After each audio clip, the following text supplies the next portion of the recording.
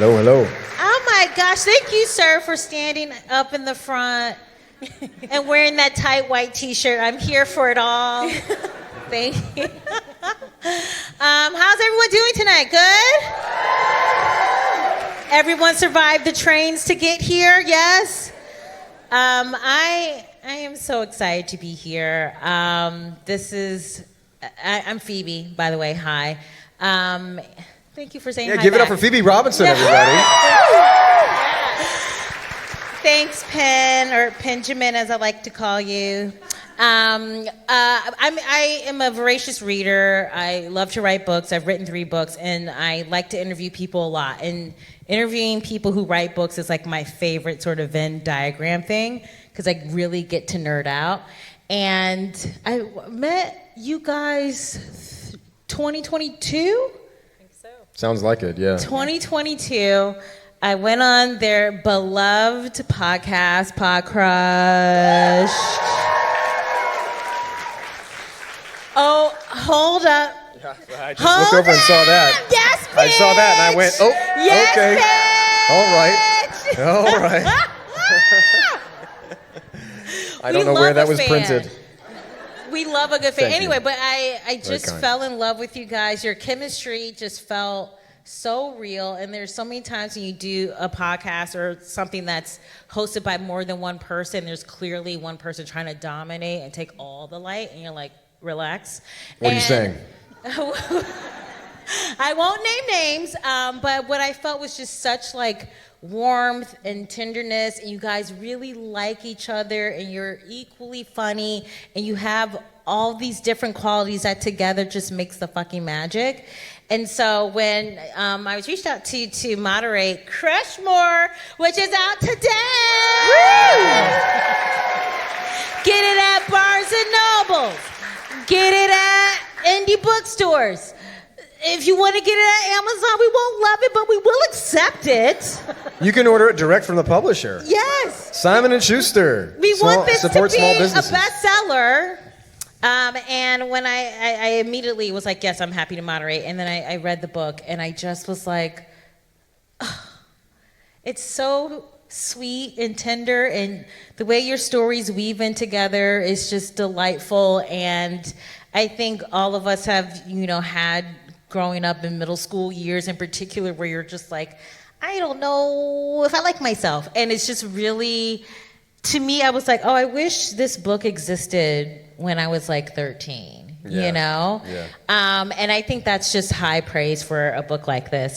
So I'm very excited to be sitting down with the 3 of you to talk about how this came to be and other juicy stories. And then we have audience questions that you guys wrote down that I have in my butt, and I'm gonna pull out my pocket. I'm just trying to warm you guys up. You guys seem a little tight, and it's okay. I understand. I know I'm not Oprah. I know I'm not Reese Witherspoon, but I matter. Okay.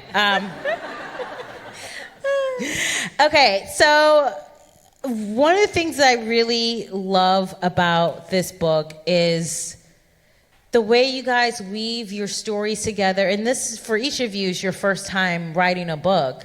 Yeah. And I was very much like, how did they figure out how to do this so well? So can you sort of walk me through, did you guys pitch this as a book? What your approach as a book to do this? And then how the writing process for 3 authors into one book baby? Well, I think transparency is always the most interesting. So the truth is, we were approached by like a book agent who was initially like doing what within the world of agents is like, you do not do this, because I'm repped by CAA, and they're like, no, we represent you in all domains. Somebody approached you to write a fucking book. We do that for you.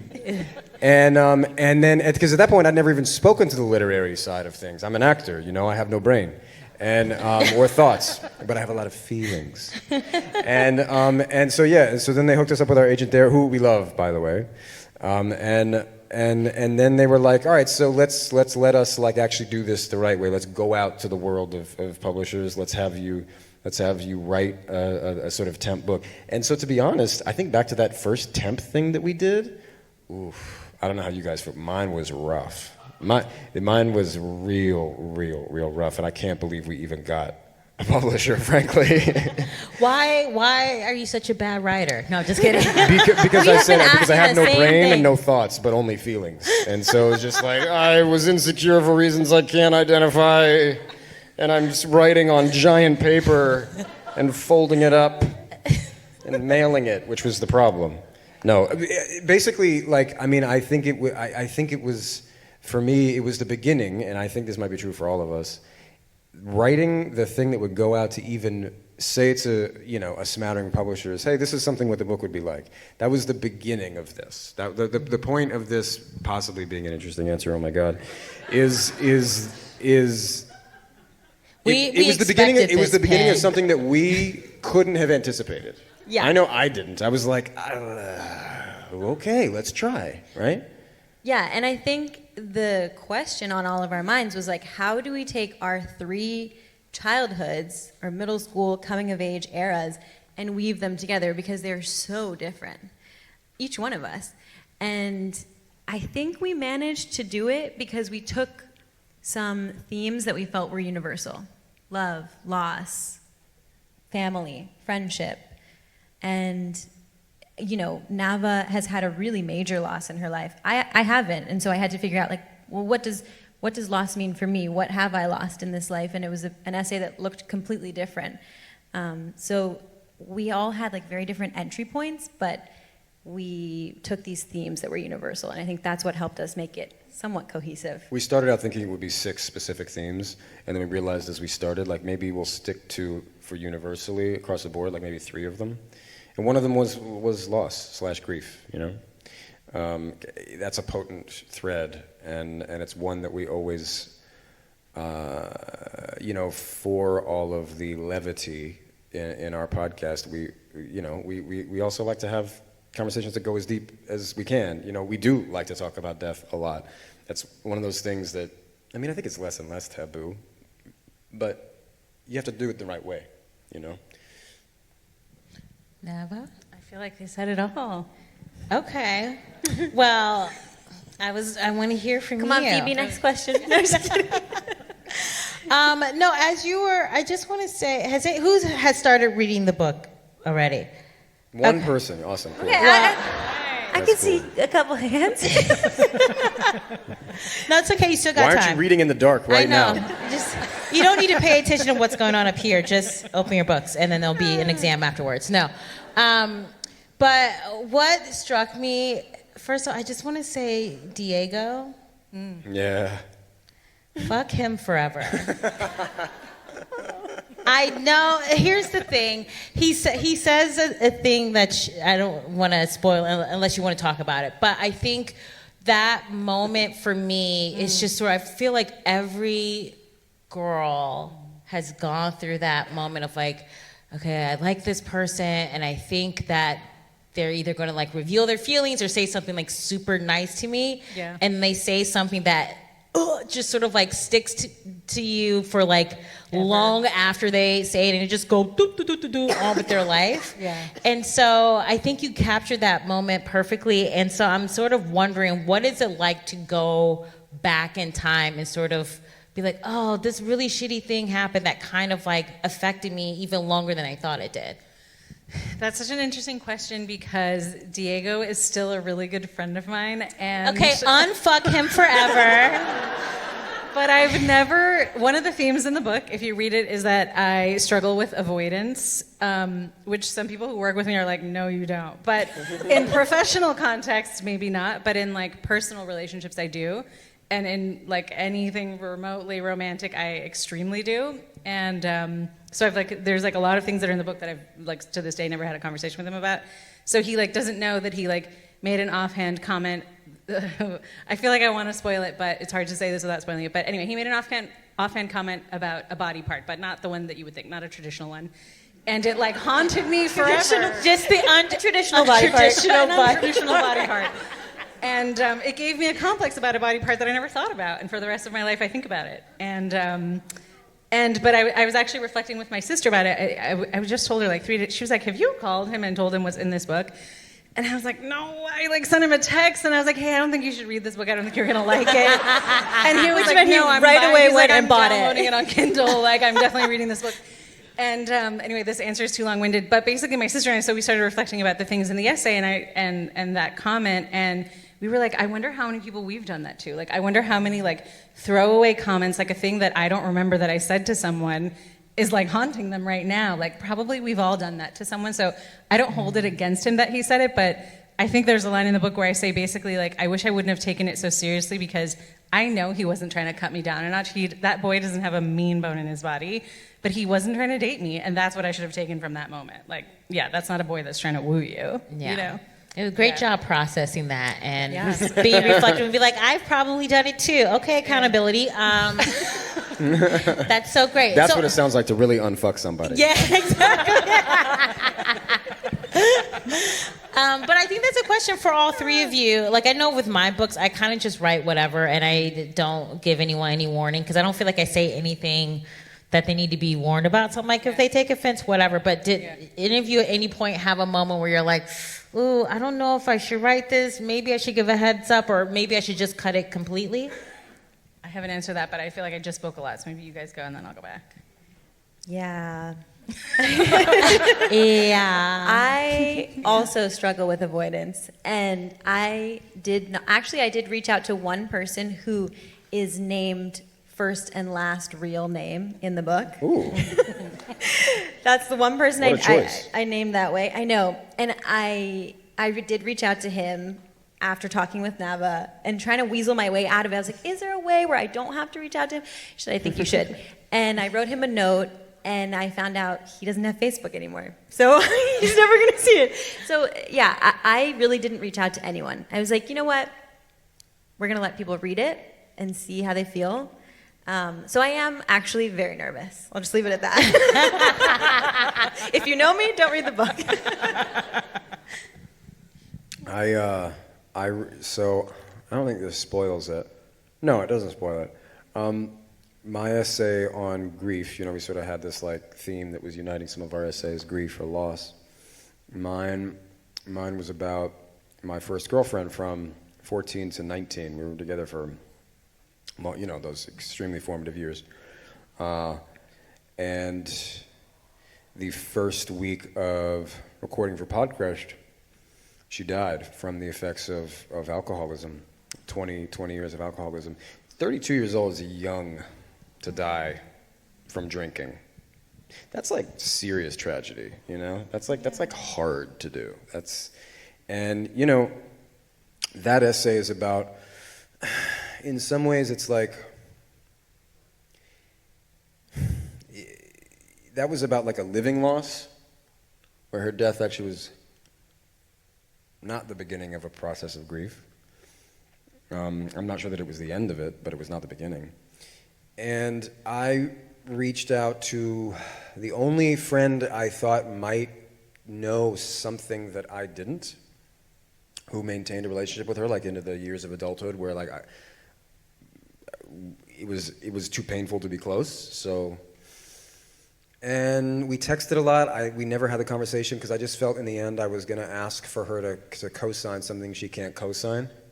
She's not her. She's not. And so I felt like the responsibility. It's interesting when you feel the responsibility to somebody who's passed on. That's different.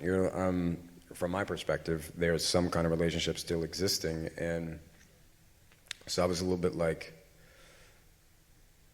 well, you know what's going on here, so I'm trying to honor you, and trying to be honest. But that was really tough. There were it's funny, Nava and Sophie have said, like, it seems like such a revealing essay. I'm like, I left out a lot. I really did. Well, I feel like having read it, you really do honor her. Thank I you, that's think kind. from everything you've said, it sounds like she'd gone through a lot of tragedy, but Oh, the my way you God. wrote it was, I really loved her. Yeah. There's a few people I mention in that essay to give us sort of a sense of sometimes how the casual nature of what the kind of, we live in an era now where people are so quick to call masculinity toxic, and I'm right there with you, except for the fact that I wonder if that phrase doesn't help us anymore, because the men who need to learn from it are just like, oh, shut up, you know. So I spend some time in that essay trying to delicately address how in all of us as young boys there was this sort of like seeds planted, and if they grew in the wrong way, we could have become those kind of men. So I felt some of those boys who I don't know as men, and I'm actually not assuming the worst at all, like I actually feel like they are good people and grew up to be good. I kind of there was a version I wrote that was more cutting of them, and then I thought, you know, some of them might read this and like, I don't know, like, we were 14, they didn't do, to be clear, it's not like they did anything, it was like, yeah, so, you know, I thought about reaching out to people then, and I just thought, like, I don't know, I'm being as reserved as I think I can be without just not even addressing it. I actually found some of the opposite issue. Like, I found it was hard for me to toe the line, specifically when talking about my family. I feel this all the time. I love them so much, and they can be sensitive, as most people are, to like anything I say about them. Specifically on the podcast, they'll bring it up. If I say something that I think is totally innocuous, they'll be like, you bashed me on the podcast. I'm like, what? So I feel like I was very careful with my family, and it was hard to like shed some of that. So I changed names. I tried to be respectful about how I wrote about people, particularly because I know that memories get corrupted over time. I changed names except for, there's the essay about my mom's death. I didn't change names, but everyone who was part of that experience I don't think cares, because I barely like mention them. But there's an essay called The Middle. That friend, I left her name, Ariana, and I sent it to her and she approved it. And then there's an essay called Loss about a friend of mine who was my best friend in middle school who died. And I didn't change his name because I wanted it to be a tribute to him. But he died really tragically, and I didn't want to give the details of his death because I didn't want people to feast on that, like on that detail, and like remember this like young boy's life in a really macabre way. But I did reach out to his parents because there were like a few details that I included that I wasn't sure they'd be okay with, and I couldn't get a hold of them. Like I reached out to my entire class to see if like anybody had his parents' information, and no one did. And so I was like very torn about whether or not to include that essay. But in the end, I did, and I hope I have his parents' blessing. But we'll find out. One of the things that I have a question about, not only in this amazing book, but also in your podcast, is you guys do share so much about your life, which I think resonates so well with your audiences, and they get to feel like they know you. But do you ever struggle with like, I wish I could just be like a little more private? I mean, like, just being so open is a part of what this whole thing about. But are there? And what is this whole thing really? What? Yeah. I know what you mean. Don't you feel the same way? You don't feel like you are not private? I feel like I'm private enough. Like I feel like no one's like. I'm not you, I'm not you, Benjamin. I'm not, a television sensation. So, but in all jokes aside, I do really feel like that sort of, you want to share and you want to be open, but you also want to keep some things for yourself. And especially in this world where it's so easy for people to have parasocial relationships with you. Yeah. Like, how do you just establish boundaries for yourself so that you can still feel like you're you? I feel like people are chomping at the bit to learn about Penn. I don't feel like people are that desperate to learn about us. I feel like people are like, say less. No, that's no. What we're not going to do, Queen, okay? She's standing up. What we're not going to do is that. Okay. We are all powerful. We are all equal. We are all magical. We are all important. Well, I think maybe... But there might be a reframing where I have a history of, like, my relationship to that question is different, whereas you kind of like are starting in the outset here. It's like we all come to the podcast and we're equals in the podcast, and then we have this different kind of history behind us. You sort of have the last 4 years of being in this space of like choosing how to share, when both of you, like, you're choosing those boundaries. And actually, to be honest, so what I see with them, I see people who are coming from, at the very least, healthy family systems where like they something beautiful in this book that you don't get a lot of, like in stories reporting from adolescence, from the field, from the battlefield, like love and honor and respect for parents that's earned, and it's like it's a really lovely thing. So you guys do you come to the table of like trying to think about boundaries about what you do and don't share, I think very thoughtfully and intuitively, and probably sometimes wonder why I have a different way of approaching it. Or I don't think, maybe you don't wonder, but you know, I maybe do have a different way of approaching it because I think about it from a place of exploitation, possibly. You know, my relationship to it is different because I've been doing it since I was almost inappropriately young. So maybe that's the framing of it, where it's people might be attracted to an aspect of like celebrity story, but you guys are being, you know, your vulnerability. It's like I don't know. It kind of has a power to it because it's like you don't have the same relationship to that. One of the things there's an essay I wrote called "I Love Love," and I trace like a few relationships I was in, and mostly I start with just like, you know, the younger ones, and it's kind of innocent, and then in order to contextualize how I met my husband, I get into the relationship I was in before him. And that was way more serious, and I had to really figure out how much do I want to share. And because I come from a pretty small, tight-knit Baha'i community, I felt like I had to be very careful. Everybody knows everybody.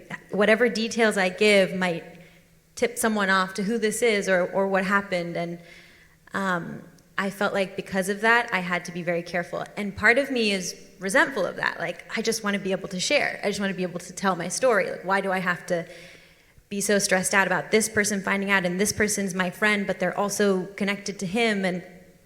But then I also think, like, that's also a little bit, that's good to have those, like, guardrails in place. Like, maybe it's good to have those things in the back of my mind where I'm, like, worried about how someone might receive it if they can figure out who it is.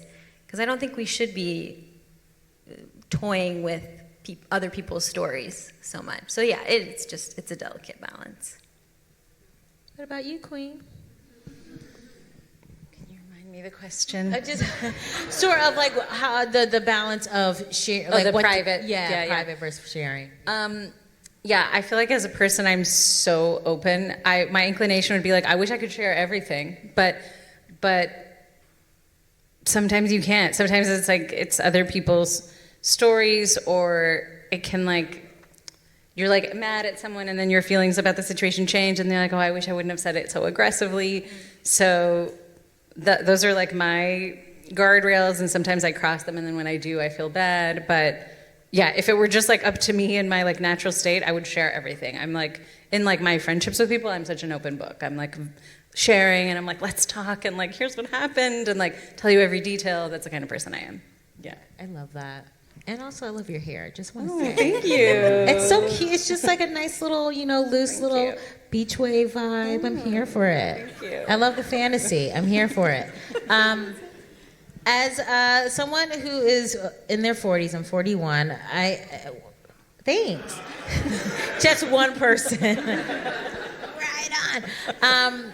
The reason I bring that up is because I feel like, you know, when you're growing up and you're coming of age, so much of your brain can just get occupied by like dating, and that just becomes like the main thing. And so, you know, for me, I was like very boy crazy for a long time. And then sort of in my late 30s, I kind of was like, I'm going to decenter men a little bit and really reevaluate my friendships and really prioritize those. And I feel like the three of you have such a great friendship and great bond. And I'm wondering, like, did you guys also have that journey of sort of like, it's all about romance, or it's all about this, all about that, and you realize, no, like the community that I'm building with friends that might be one of the greatest love stories of my life, even though that's not how we're taught to look at our adult friendships. Yeah, I wrote an essay about friendship, and my journey with it. And I feel like, yeah, I've definitely gone through the same journey that you're talking about, where I really focused on my marriage in the early years and like kind of like shacked up and stopped hanging out with my friends in the same way and stopped like reaching out to them and felt the effects of it. Like you reap what you sow. And then have come back around to really investing in those friendships. And I think one of the things that hit me after writing this book is like we are very good about creating good systems for communication and checking in with our romantic partners, but not with our friendships necessarily. Like, there's a friendship that's really, really important to me that I probably would have lost if I hadn't checked in and been like, how do you feel this is going? But I don't think that's so normal, and it can be a little bit hard to do because it can be awkward. But I think it's important. That's what I've realized this process.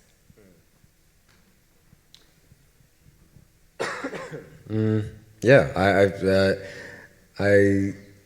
what's being said resonates with me. I think for me, I mean, look, I have newborn twins right now. Like friends are nothing.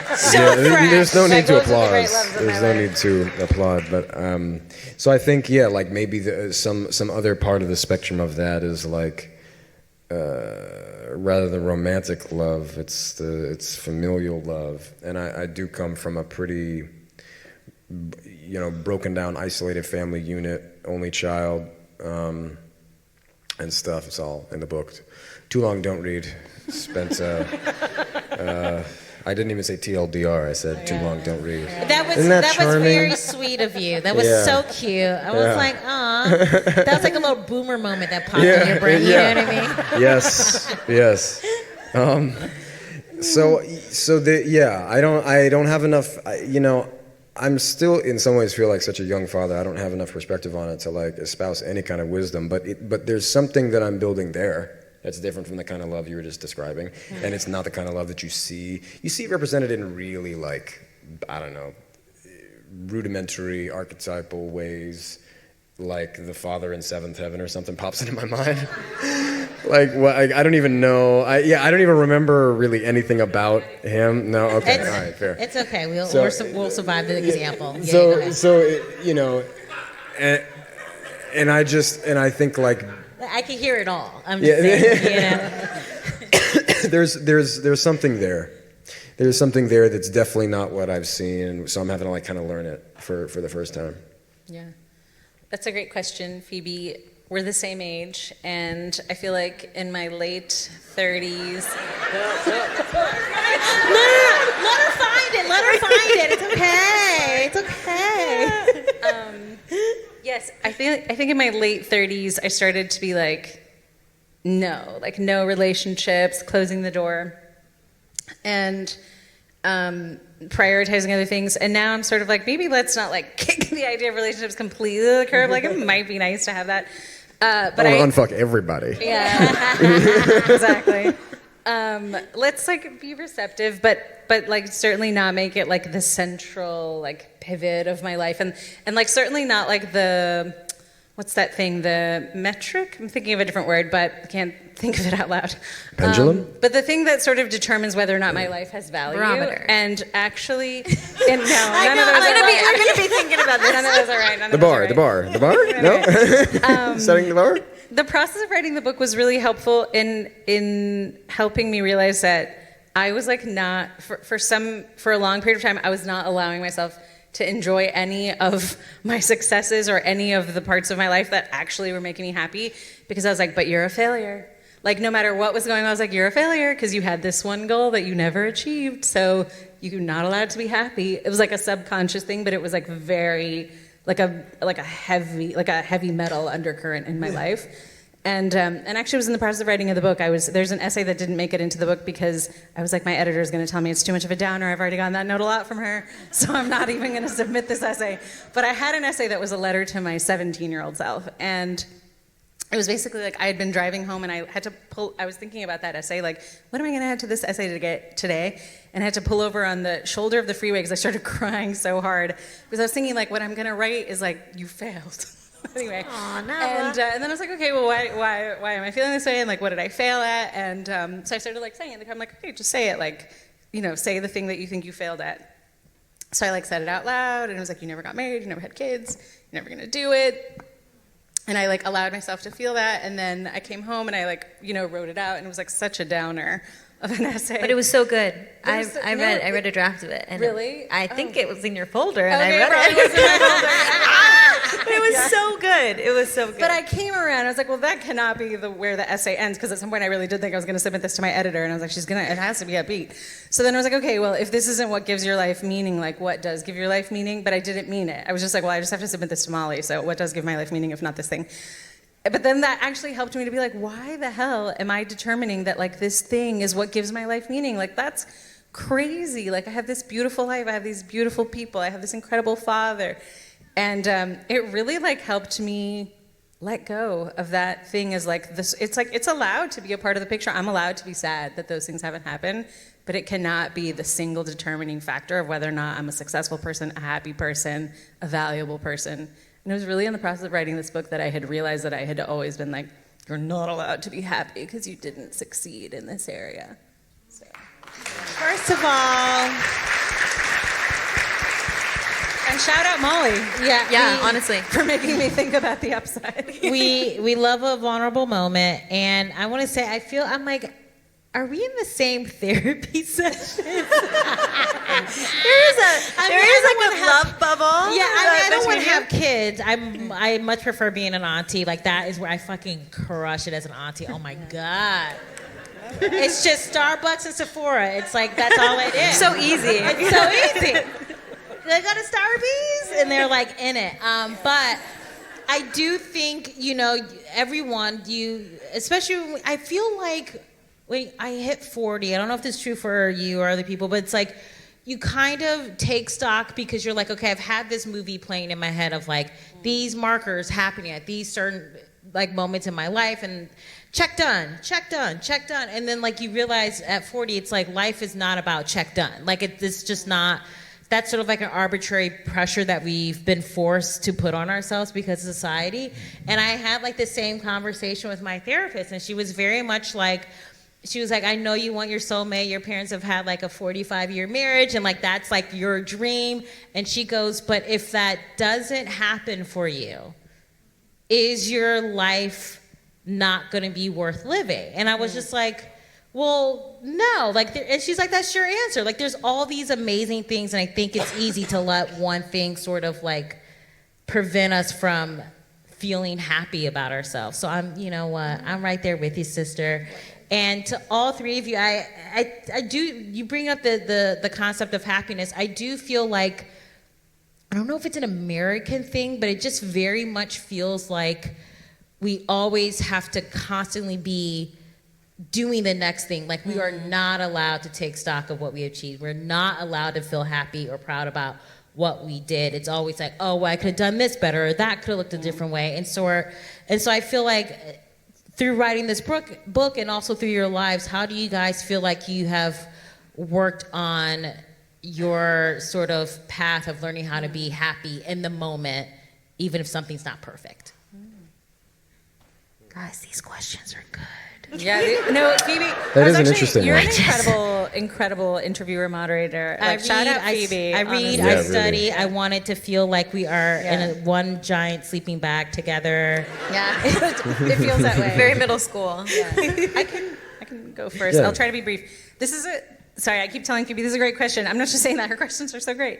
Actually, I was thinking about this week. I've been looking forward to this week for months and like trying to prepare for it and buying cute clothes for it and all this stuff. And then I was like, I don't want this week to pass me by and then it's over, this thing that I was looking forward to.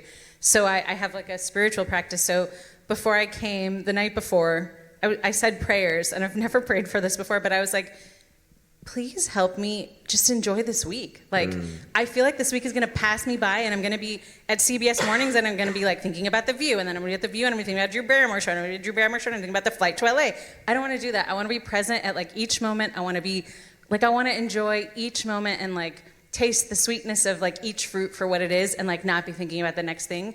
And like, I want to move through my life that way too. Like, not just be like thinking about the past and like trying to relive it, or thinking about the future. And like, honestly, the future doesn't look that great for humanity. So I think a lot of us are like, let's maybe not think about it. Let's just think about the present. But so just even like asking for some divine assistance if that doesn't come easily, and like maybe it'll come, you know? Yeah. How do you feel? Have you been feeling like you can It's cherish been the dreadful. No, I've been enjoying it. It's been great. I've been trying to enjoy each moment. Yeah. Let's see. Do you I really enjoy love that anything? answer. I now. Can you? What's the crux of the question? Just So the crux is, we're so conditioned to never just be content That's or right, happy. that's right, that's We right. always Yes, have yes, to be nitpicking and Yeah, and thinking about like the whether next writing in thing a book or and- just yeah. living in our lives. So yeah, there's like a few things I'll try to thread together somewhat briefly. Like writing the book was interesting because I had to start way past deadline. Sorry, Molly, because of my filming schedule for my show, and then we got hit by the person we had planned for the fall of childcare like just dropped out. And we were like, okay, cool. And basically, between my wife and I was like, I can just keep not writing. Okay, yeah, great. And it was like extremely stressful. And then it was just this really condensed period of writing where like I had to blitz through in this way where like I did not have time for writer's block. I did not have time for not liking something. I was just like, oh my God, it was like something that I don't yet even have enough perspective on was happening, where I was learning how to structure stories just as a creative who's trying to do that. And then also like something about what you're saying. I was like not letting myself get caught up and just having to like drill through. And like my essays were way different. They went into so many different places. They were extremely long, and it was all over the place. And then finally right at the end it was like, and it just like worked. And I was like, oh my God, literally, oh my God, I cannot believe that worked. And I completed it. And so I did something that actually creatively I can say, as an actor, you're passive, and as an actor, you're rarely ever responsible for the words. You're actually not responsible for hardly anything that's there, except for I don't know the way it looks, but not even the way it's shot. So as much as you get credited for as an actor, it's such a passive role, and that can lead to. I think a lot of actors feel a lot of frustration unless they're working in things that they love, and very few actors are working in things that they truly love. To be honest, and that's just a numbers thing. That's simple fact, matter of fact.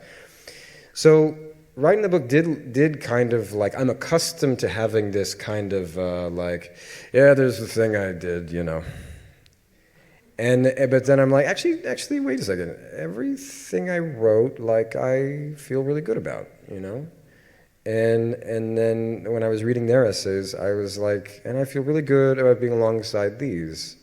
And the spirit of it, So there's something about allowing myself to be proud of something that I think this book has been a part of. I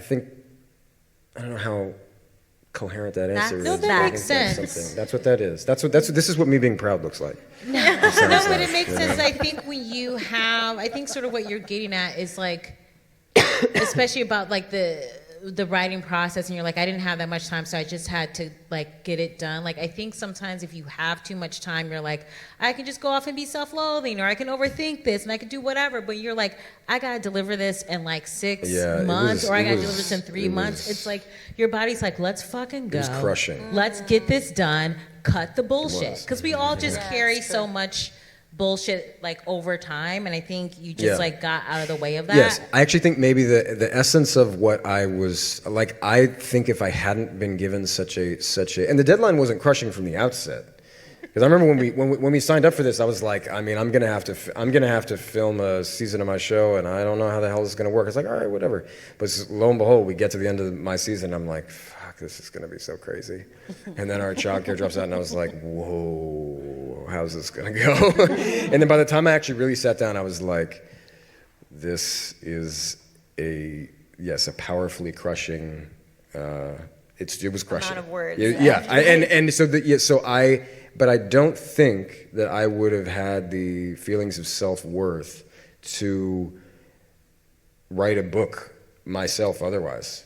If there was any leniency whatsoever, I would have found a reason to overthink it. And that's where, when you talk about our culture, celebrity, woo, shit.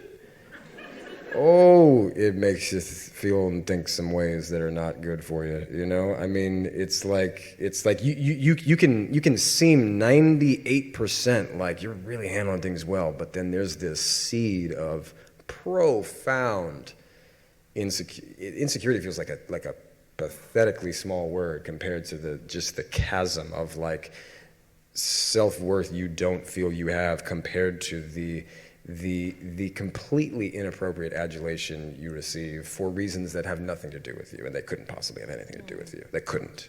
There's not a way it's possible. So therefore, if you're at all conscious of that, it's like, oh, I don't know how to continue. There's not a therapist alive, my friend. Yes, therapist. Have you ever been famous? You know, like, and for how long, my friend? I was born in the shadows, Batman.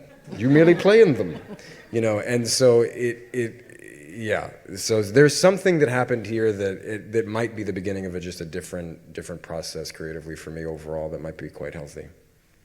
Really sweet. This is not to do with the book necessarily, but overall, this feeling of like enjoying the moment. I feel like when I was pregnant with my daughter, who's now 2, right away when I found out I was pregnant, which was early, like very early, because I just like can't wait for things normally. Like my mom says I always have to have something on the calendar. I always have to have something to look forward to. And very early I was telling people, and some people were like, should you be telling us?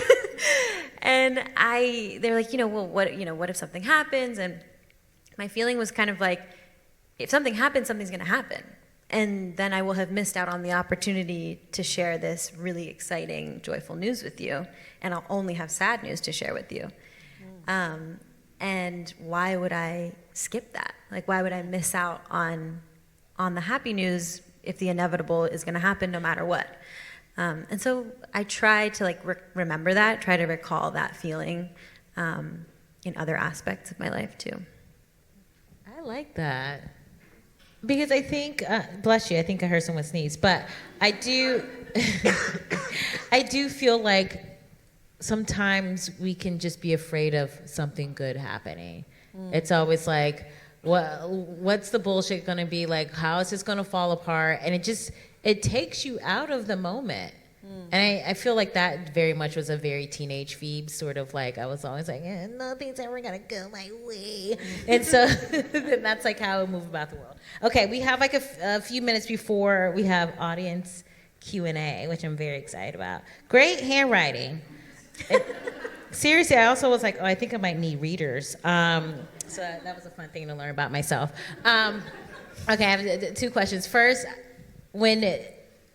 how do you guys feel just about this book being out in the world? Because I know, like, for my first book, it felt like a little, is this real? Like, I spent this time writing this thing and rewriting and talking to my editor. You look at, like, the cover art and, like, everything is just, like, in a computer. And then now it's, like, a physical thing that you can smell and hold. And so how do you guys feel about being published authors?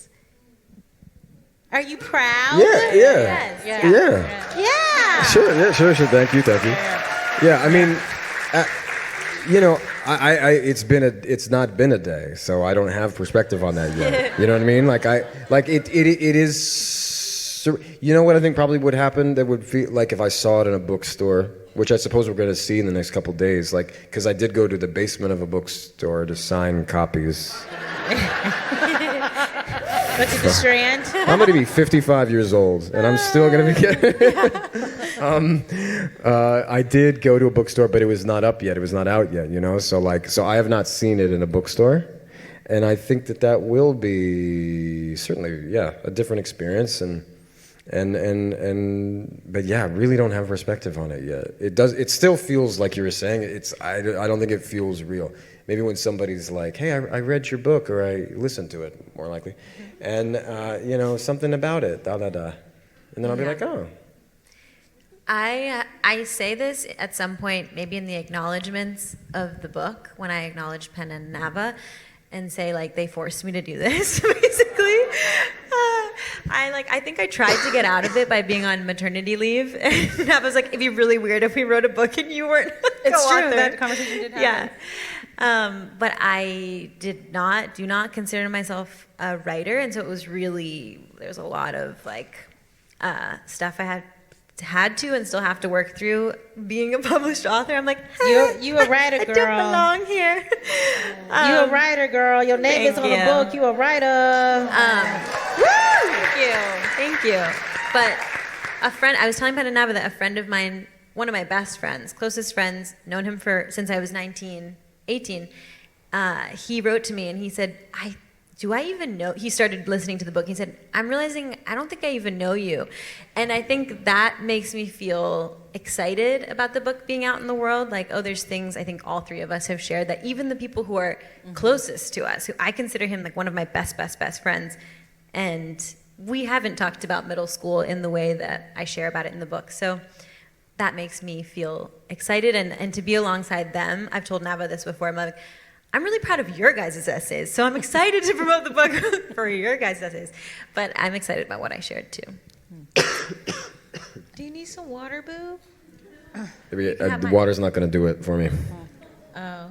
No, it's just, it's a lingering cough. I know, but it'll help. It'll help to thank you. lubricate things. Okay. It's fine.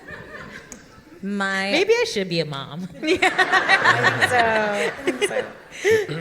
My honest answer, I'm really excited for the book to be out in the world. I hope people read it. I hope they enjoy it. I hope it does well. But my really honest answer is that I was very nervous, about reviews. And I hate that I felt that way, but I was like, I'm not going to Google them. I'm not going to. Not worth I actually hadn't thought And about I that was in a like, while. I was sort of. Yeah. I was losing sleep. I was like, what if the reviewers hate it? What if they're like, these people only got a book because Penn Badge is a celebrity and this book is garbage? Well, there's part of that that's true. We wouldn't have gotten the book, It I'm not even saying Yeah. I deserve it. I'm saying it's, it's like. So my honest answer is that the first review came out from Publisher Weekly and it was very positive. So now I've been sleeping again. I'm like, okay, great. I'm like, I'm not going to look for any other reviews. There's a positive one. I don't need to see any It's other great. reviews. And it also, it doesn't matter, honestly, because you wrote a book. Most people say they want to write a book and don't fucking do it. Yeah. So to me, I'm not anti-reviewers, but I'm it's so much about the journey to going from this is a kernel of idea to this is my book, baby. That is truly the only thing that matters. You should be immensely proud of yourself. Thank you. Truly. Yeah, it's Phenomenal. It's true because even Nava and I have a production company, and we're not purposely leaving Sophie out. It's something that we started before. It's and I think as people learning to just get better and better at structuring stories, I feel I learned a lot. And so then, but then there's this other part where it's well, then it goes out into the world and it is compared to any other existing literature possibly, and that's where the feelings of inadequacy come in. But I mean, it's yeah, it is. It's very cool that we did it. We climbed a certain mountain. We did it. We summited it, but yeah, there will be reviews, and let's be real. We're gonna read them. So that we'll see how that goes. I'll just share. I understand. Yeah. You're gonna read the first book. I would go on Amazon. I would read every review, and I was like, and they would be nice, but it would be 40 great ones and then one fucking cunt, and that's that would be the one that I would focus on, and then I would talk to my parents. My mom would be like, did you see that she would get annoyed. She would get annoyed about, and we were sitting here getting annoyed about this one person who said one shitty thing and letting that drown out all the people that are gonna love the book. And I feel that way with this book. I'm everyone's going to love this. They're just going to love it. And if they don't... And that's the point. No, but if they don't, who gives a shit? Yeah, no, that's great. Yeah, well, we will. No. It's fine. It's fine. We'll I have to will work just through say, it. Listen. I think this is funny. I don't know if you guys think it's funny. We did write every word. Sometimes there are ghostwriters for celebrities, but Penn didn't have a ghostwriter. We didn't have a ghostwriter. You're going to read it and you're yeah, you didn't have ghostwriters. But that transition could have, Yeah, we literally wrote every word, and the hardest thing to write was the blurb. Like, it almost ended us as It's a so group. true. It's just It's like, terrible. The blurb was like, there were like 40 drafts and 100 emails and 12 group And calls. we were all- that yeah, blurb yeah. almost knocked us out as a writing It's so team. annoying because it's like, I wrote the book. Can someone in marketing write the blurb? Well, someone Well, no, I in mean, I marketing think did they write the offered, blurb, but but we were we- just so divas. It was like, Oh, it's not right. Tweak it. Okay. You gotta be a diva. Sometimes. Yeah. Okay. Beyonce's particular, so you can be particular too. Yeah, I was like, Taylor is certainly writing her own copy. We're going to write our blurb. So, Are you guys ready for some audience cues? Yeah, please. let's do it. Okay. Okay. You guys were anon. No one really put their name on. Okay. The mystery of it all. Okay. Oh, this is a good one. What is a moment in your personal life/love life where you knew you messed up but didn't want to take accountability? What ended up happening? So you want us to take accountability now on stage without the person there who we really need to apologize to? I don't know if that's healthy. I'm fine. No, so having been married for 10 years, or no, I guess we haven't been married for 10 years, but we've been together for 11, married for what, 8, 9. That's where I'm constantly having to, learn what that word means, really. Apart from that, to be honest, I've been in 3 relationships, and I feel You nailed it. You nailed all of them. nail. I mean, they're full of like transgressions of a kind, but like I've never, not the big awful ones or anything, but like I can't think of something right now where I'm like, I did wrong and I need to say something, and I won't. That's And so. that, you guys, is the definition of a man. It's true. I agree. I'm like, Yeah, this isn't to say that I haven't done anything wrong. Can't think of any. But I apologize for them. Is what I'm saying. I'm saying like I have apologized, That was perfect. Okay. Oh, this is cute. Do you have a favorite guest from the podcast? well, besides Phoebe. I've said this before, but I really loved Eddie Redmayne. He just, like angel vibes, just like major angel vibes flowing our way. I just loved him. Major. Yeah. He gave us some good stories too. I've also said this before, and this is from early season 1, but she remains a favorite guest, Mona Chalabi. I feel like it was like more of a conversation than other episodes were, and she just like wanted to chat, and I loved that.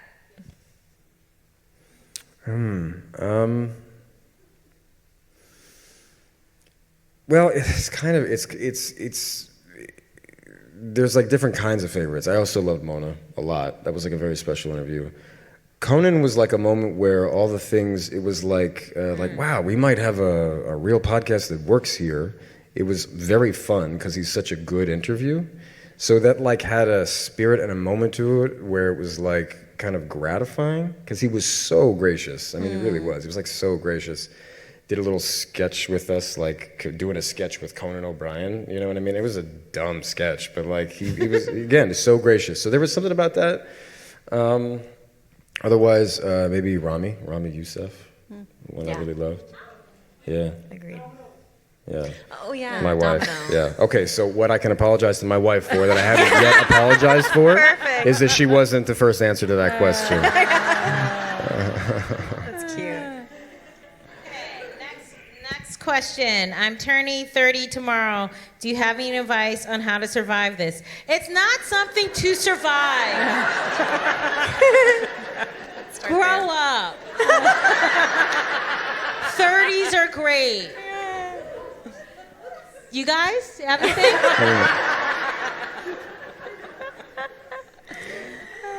To survive 30? Yeah, okay, but 30s? what I will say, The 30s? the advice to survive 30s is I feel like that decade is a real opportunity for you to learn how to fall in love with yourself.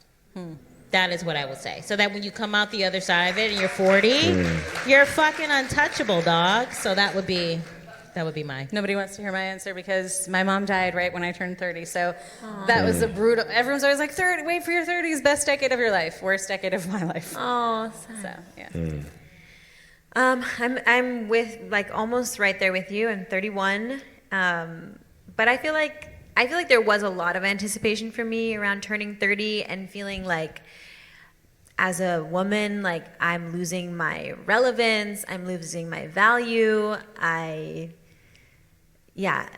There's feels like there's this clock, even though I feel like I've achieved a lot of things. There feels like there's this clock against like my physical form, my face, how it looks, like that. All of that comes into play. But I think just taking stock of the things that you do have, like you guys were talking about, like just because I haven't achieved, like maybe for one person it's a family, maybe for another it's like a certain career milestone. It doesn't mean all these other things in my life aren't super valuable and beautiful and worth enjoying. You also have your face. Yeah, still. you have Sophie. your face. Oh my God. Yeah, I was like, I You're don't not know. gonna It's lose like, it. it's You're not like gonna lose it gravity at is just like 35. so quickly girl, just pulling it down. The skin is skinny. I don't want to hear about gravity. I don't want to hear about science. Like, No. You look fantastic. Just lift weights. You gotta lift Thank weights. you. That's my. You gotta do Yeah, it. tip. You gotta do it. Yeah. I mean, my experience of turning 30 was a relief. 20s felt incredibly, 20 and teens felt deeply darkly heavy, deeply darkly, you know. Again, I mean, my teens started with that relationship with a woman who, you know, the heaviness seems to have literally killed her, and that really did mark me in such a profound way that, like, by the time I was 30, I felt like for the first time I was like, oh, I might be young, you know. I can relate to the feeling of not knowing how you're going to survive it, but not to turning 30. I do think the 30s can be a time where it can feel, it should be a relief from something. It should be a relief from some of this stress we have of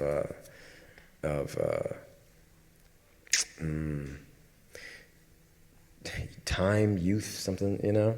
Like that's what I think it should be. So if you just turned 30? About to tomorrow. Happy Oh. birthday. Yeah, also. happy birthday. Well, happy birthday. Whose birthday is it? Who is it? Nobody wants to say. Just say it. What's Just your go. name? What? Abba, happy almost Happy birthday, birthday. sir. Snap at you. Well, you might discover that you feel real relief on the day. Yeah. You know, it's this build up. I think I do recall the late 20s. You're like, no, Yeah. age. You sound like Sophie over here. And then you get there and you're like, oh. Yeah, it just feels like more time. It doesn't Yeah. feel like anything different. Yeah. It's just movies and TV shows make it being like, you have to. I forget what movie. It was like some movie with Sharon Stone in it from like the 90s. And she's like talking to her coworker. She's like, I'm turning 30 tomorrow. What am I going to do with my life? And I was like, shut up. You're Sharon Stone. You're fucking great. Okay. Oh, this is so cute. I think we have time for 2 more questions. Okay. First kiss question. What? Oh, fuck. What? I dropped my cards. What went through your head and how did you feel? I've told this story so many times on the podcast, but if you haven't heard it, I guess what went through my head, my first kiss was, don't tell my mom. My first kiss was at a birthday party playing Spin the Bottle, and then I went around to every single person who was at that party and said, please don't tell my mom, please don't tell my mom, please don't tell my mom. I had a few like small first kisses but those don't come to mind. The first like proper kiss, I remember spending months leading up to it, talking with all of my friends, like, how does it work? Like the physics of it just did not make sense. Like, how did 2 mouths come together? And like so many conversations, sleepovers, and I remember when it happened, I was like, I think we're doing it. Like, I think it's happening. That was my thought. Yeah, it's probably similar in the sense for everybody. It sounds like where it's like you're not really present. You've seen it in movies and shows and stuff, and you're like, and they're always so present. But guess what? They're not, because I know what that's like too. Mine was, I reference it very briefly in one of the essays, but I don't give all the details that I can give here just real quickly. It was oh my God. So it was my first week in LA. So I was this short, fat, I was not the kid who was at all getting the looks and the vibes from the girls in my grade. And I desperately wanted them, and I go down to LA, and I stayed in a mobile home park there, a trailer park there, and by the end of the first week, I had played Truth or Dare, and had my first kiss was with two. God forgive me. It was. I referenced it in the thing. It was with what I recall, and I'm like, God, let my memory be wrong. It was with half sisters. It was. No, I'm telling you. I mean, it was dark. Walk it up. It's very dark. Pornhub. It was like, that's what it is. And by the end of that week, I'd seen, like real porn for the first time, not just like going to LA was like a sudden intense thing. Yeah. Smoke a weed, drinking. So like I remember in my mind just being like, this is supposed to be so many things that it does not feel like. And it was it was like the beginning of like a relationship it was not a healthy thing, frankly. But do you remember your thought when you were kissing the two sisters? Were you like, please don't tell my mom? Yeah. I think we're doing it. I mean, from what I can recall is like I think I'm using my teeth in a way that I don't that I'm not supposed to. You stopped the sentence right there. I immediately was like, no, gotta open the mouth more. And then I figured it out. it was like no, that's not okay, and now I think we've arrived. Okay, all right. So funny. But That's great. Good for you. Weird, Good for you. Yeah, but weird. Good for you. Weird. Actually, we have time for two. Okay, so I'll do one. It's kind of more serious, and then like a cute one to end. Okay, so what one important lesson would you teach your kid? Imaginary, because we don't. My dog. Yeah. What? Oh my God. It's not funny. Try to prefer others over yourself. I feel like there's not enough of that in the world. Okay. Girl, that is such a great lesson. Phenomenal. Mm-hmm. I don't know if this is a lesson. I've said this before. Penn has also said this before about his kids. My main goal, and I want to stay focused on this. I'm trying to teach her lots of things, but I want to focus on being an open space for her. I want her to tell me everything.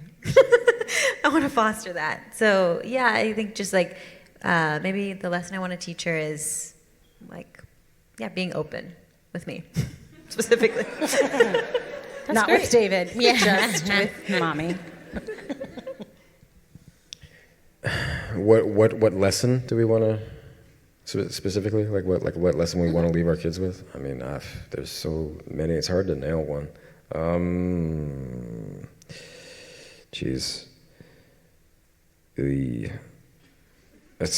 My brain is like emptying. It's just like it's too important. It's like these important questions are hard to answer.